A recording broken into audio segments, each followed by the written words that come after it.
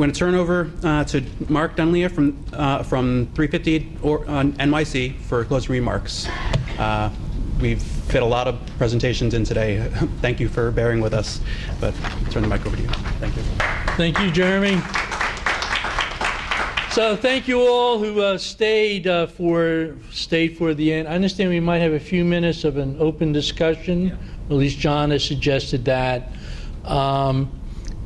As Jeremy mentioned, well, first of all, I do want to thank DC37 for hosting us today and being so supportive and to help and turn that out, and particularly both to John and Lena from 350 NYC for all the work they did with a lot of other people as well, but certainly they put the immense amount of work into it.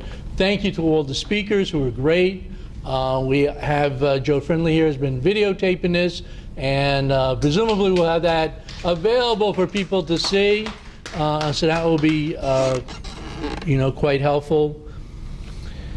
350, it seems like we meet every Wednesday. We have a divestment committee where we're looking for volunteers on. We have our general membership meeting. We meet up at the Ethical Society for Culture up there by Columbus Circle. You can go on our website to find out when the divestment meetings are for.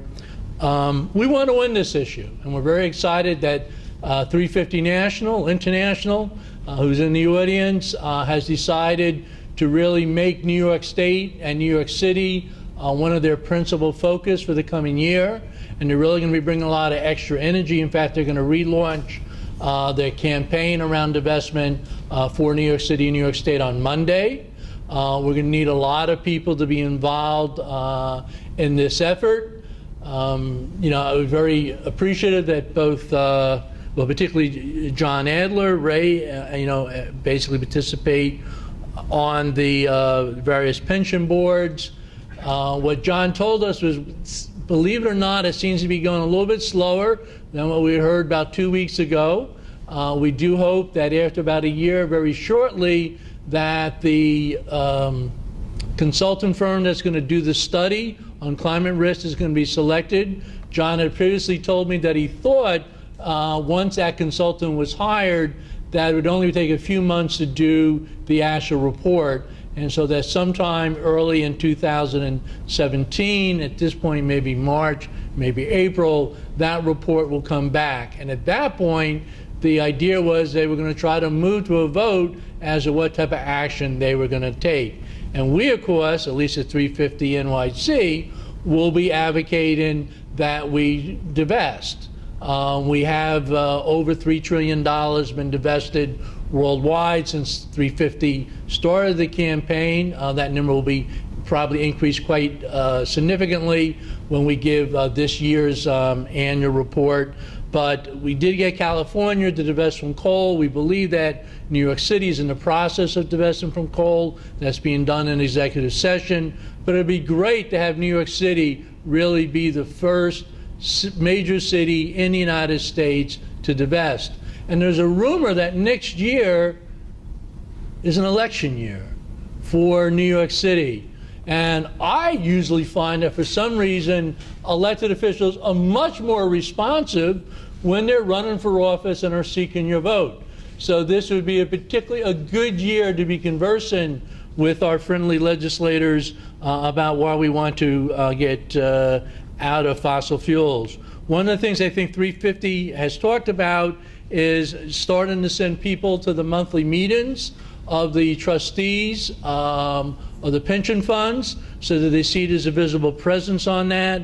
I think one of the things that a number of the union representatives talk about, particularly Judy, is the whole importance of education. And that certainly 350 NYC is very happy to come and speak at any small group, community group, union meeting about both what climate change is about and about divestment. But I think, of course, the unions themselves, when you go and talk to your members, that carries so much more weight because union members like to hear from other union members speaking about that, and we're certainly willing to do it. A couple other things that people are working on. We did hear, I think, a little bit about climate works for all. I know a lot of the unions been quite involved with that. We want to really push to mandate finally that we get energy buildings retrofitted in New York State. The city is moving to 100% renewable for its own electricity. We need to continue to push them on that, and particularly offshore wind. And at this point, I don't know if John or somebody's going to come. How are we going to do the discussion part? If there's an interest in having a general discussion, we can open it up. I know Is there an interest in having a general discussion about divestment? questions maybe, Sean, or just a comment, really? Sean wants to speak? Can you come to the microphone? My comment is not to, sort of draw attention away from the immense contributions the divestment movement has made and its accomplishments. But I think there's a fact that's come up 3 times in the discussion today, which is a mistake. And that is, it's not $3.4 trillion divested from fossil fuels. That's the value of the funds.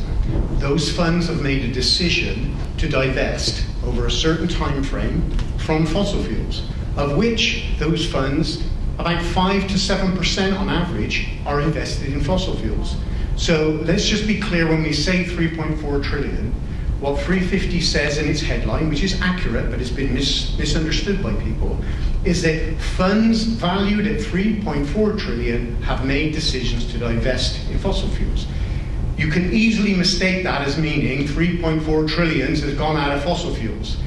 But if we, on the more encouraging side, International Energy Agency data just finished a paper called "Is the World Really Moving Away from Fossil Fuels?" It will be out by Unions for Energy Democracy in a month or 2.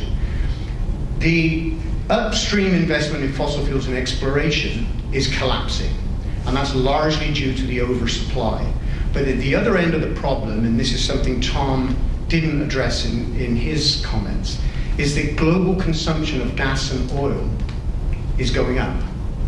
And coal, although it's gone down by 2 or 3%, it has to be seen in a context of the doubling of the consumption of coal since 1985, 50% of it by China.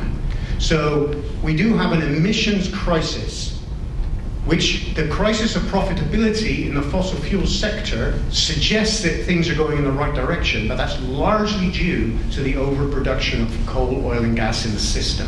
So a renewables-based approach needs to address the investment challenge, and divestment is part of that. But to the investment side of it, I think we need to talk about. Last point, because I could go on for a long time, as you can see.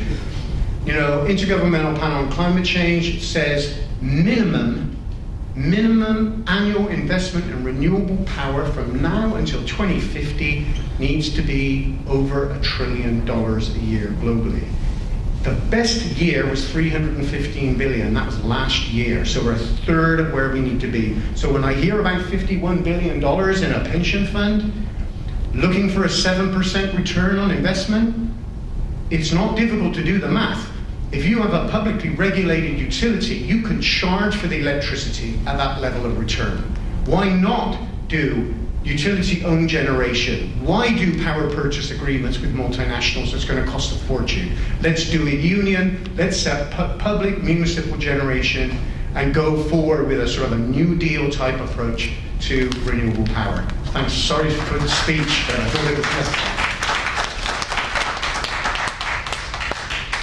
Does anybody else have any questions or comments? Oh. I just want to Rita? say it's an emergency. Let's act like it. Absolutely. I just want to give a plug to Sean Sweeney and Trade Unions for Energy Democracy, because this was an issue that really wasn't on our, as individuals it was, but as an organization it really wasn't on our radar until we got involved with Trade Unions for Energy Democracy.